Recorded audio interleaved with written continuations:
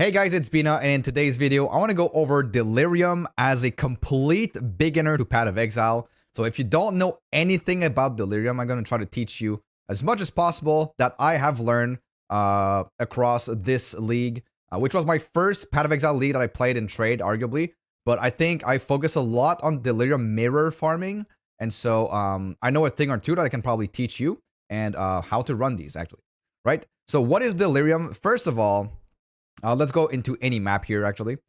First of all, Delirium is there's two different mechanics with Delirium. You can have Delirious maps, which have layers of Delirium, which makes the monsters stronger, and it goes up to 100% Deliriousness. So the higher you go in Delirium, the more the monsters will get damage reduction, they'll be more dangerous, and they will get more damage as well, right? So this mirror here, you interact with it, and now the Delirium Fog starts. So the Delirium Fog starts from the start of the map, and it goes all the way to the boss room, and then so this is kind of like a timed mechanic where you are it's a race against the clock where you have to complete the map before the Delirium Fog runs out, right? So you are going forward.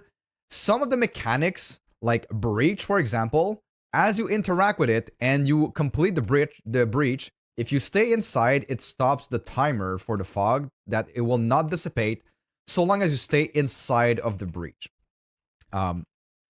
This is really great if you are trying to reach as high level of Delirium as possible and get as many splinters, because there are two main rewards that you want to get when you're farming Delirium mirrors. One is going to be Simulacrum Splinters, and the other one is going to be Delirium Orbs.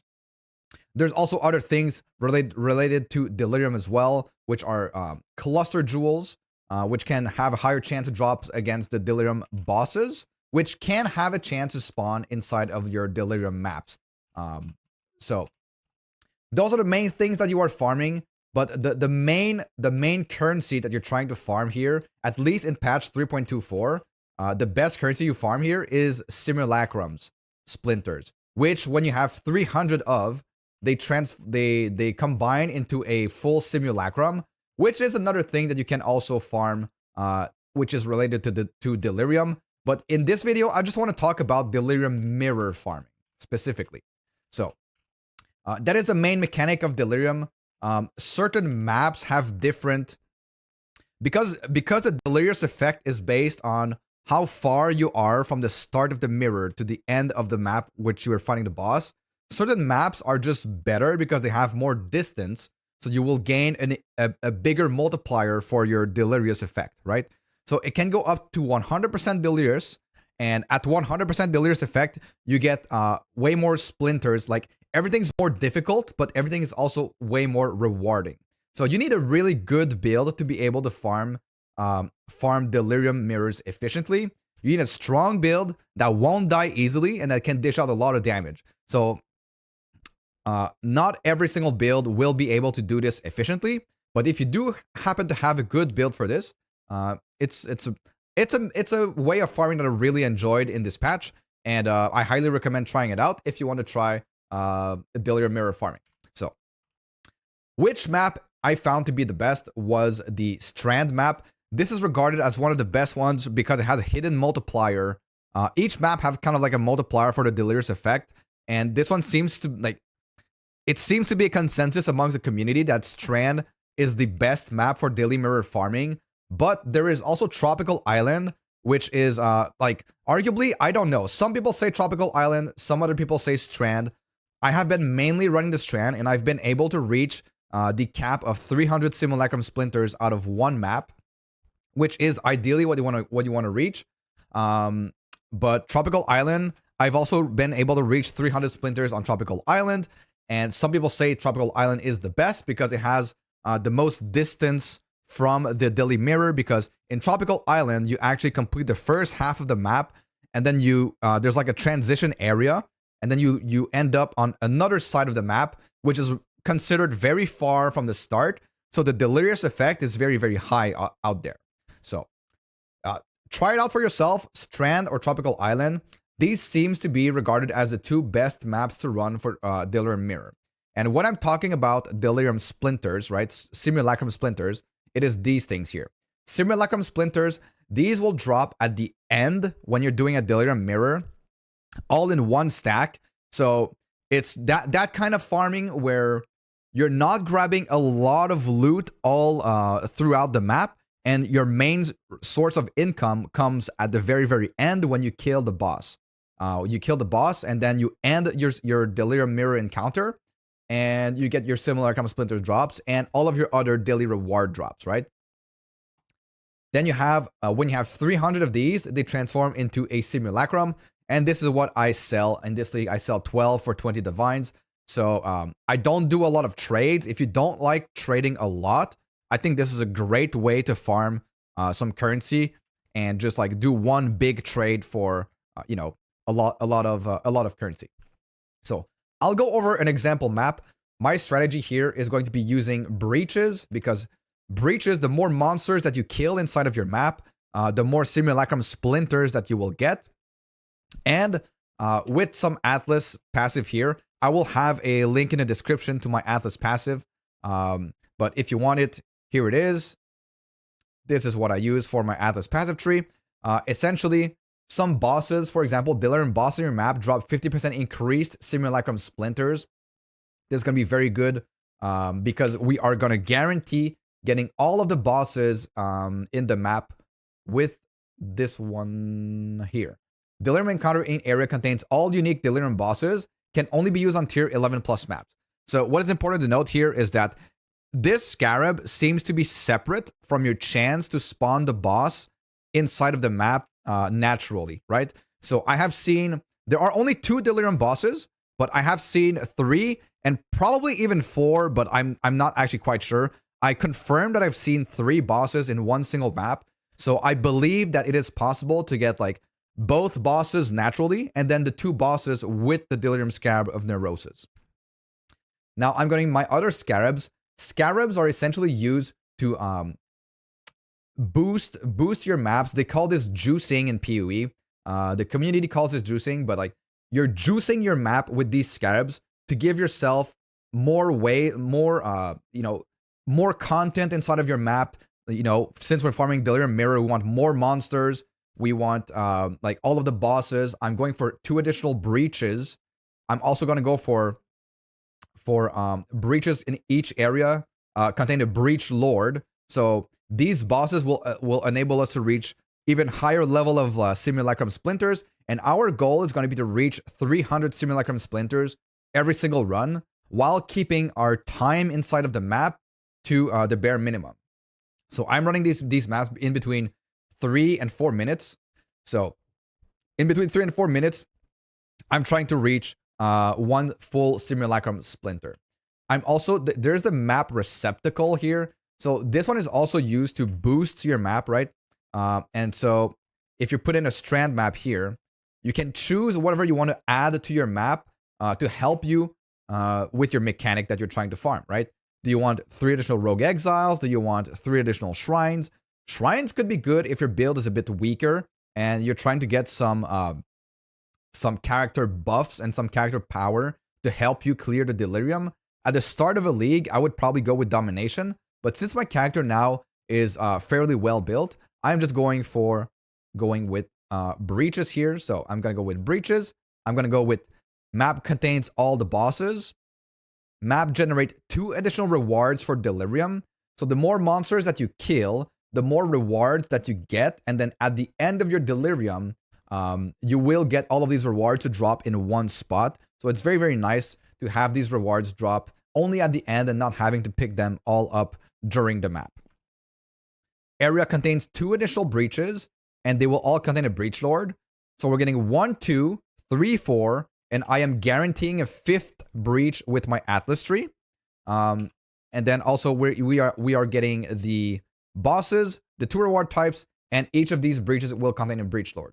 So I'm doing the strand map. I will show an example of how to roll your maps. So I'll just use like any other map as an example here. I'm just going to go with a white map. So what you want to do is you have these things called cartographer chisels. If you have your currency tab, they are at the top right here. So you will use 4 chisels on a white map. If your map is not white, you must scour it first, right? Orb of Scouring, which is located here, removes all modifiers from the item. So you make it white, and then because it is white, your cartographer chisel will add 5% quality instead of like 2 or 1% if it was rare, right? So we go 1, 2, 3, 4. We have 4 chisels for 20% quality. So that is more efficient. That is why we bring it to white first.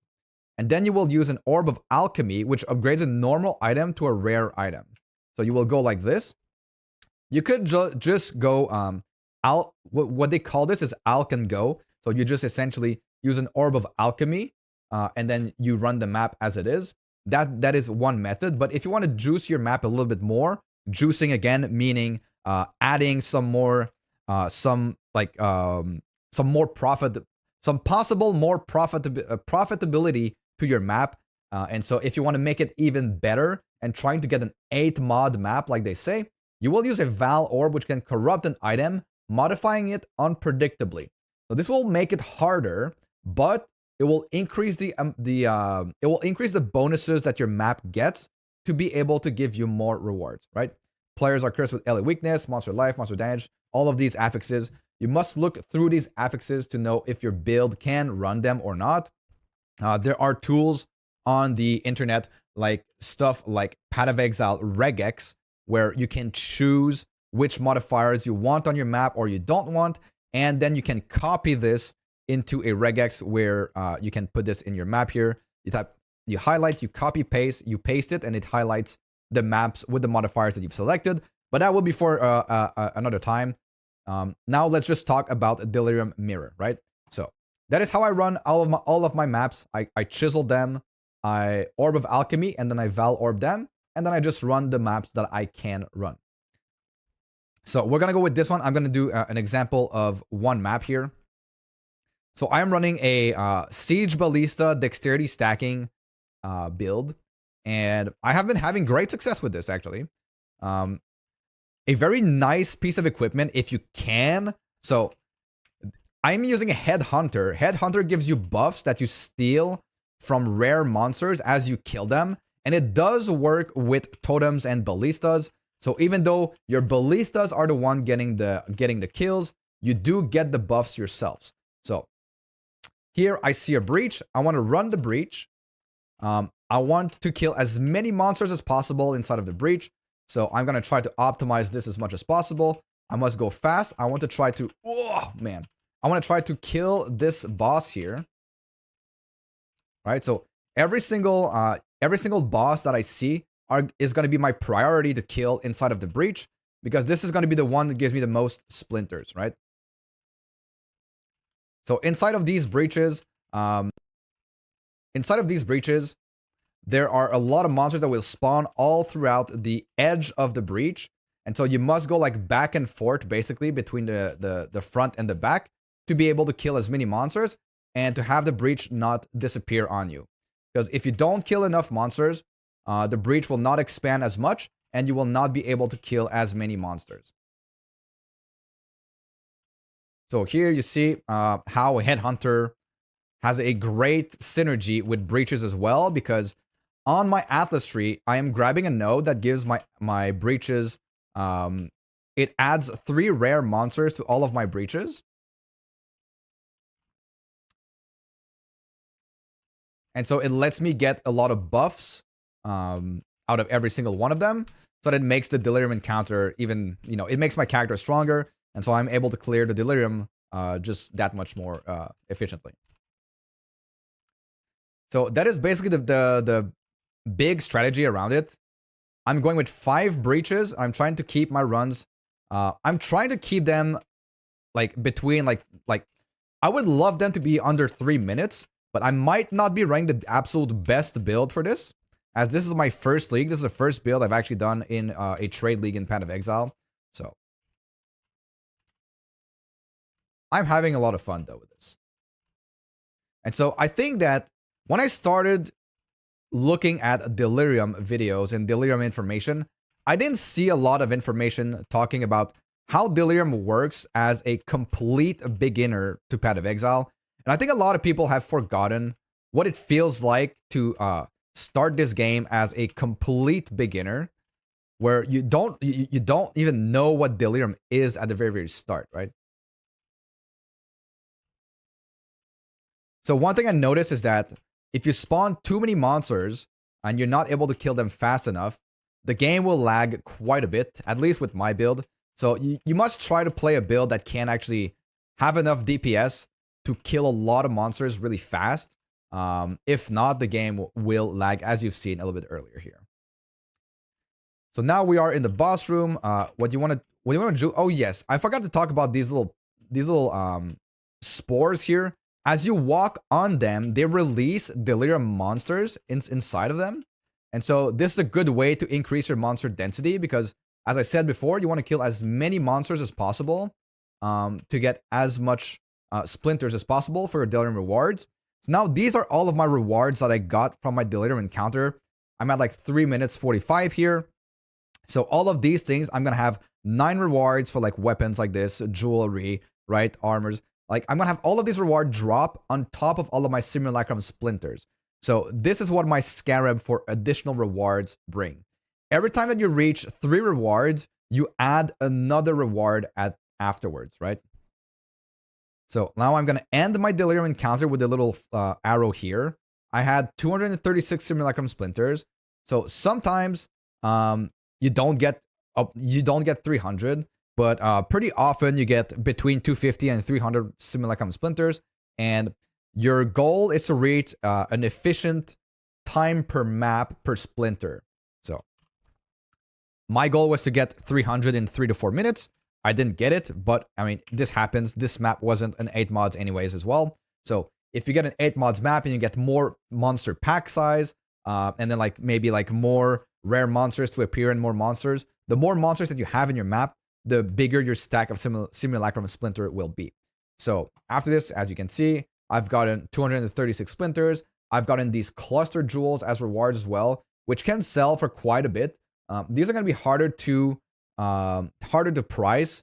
One thing that is more sought after is going to be eye level 84 jewels and higher. So eye level 84 or eye level 85 jewels, especially the large cluster jewels.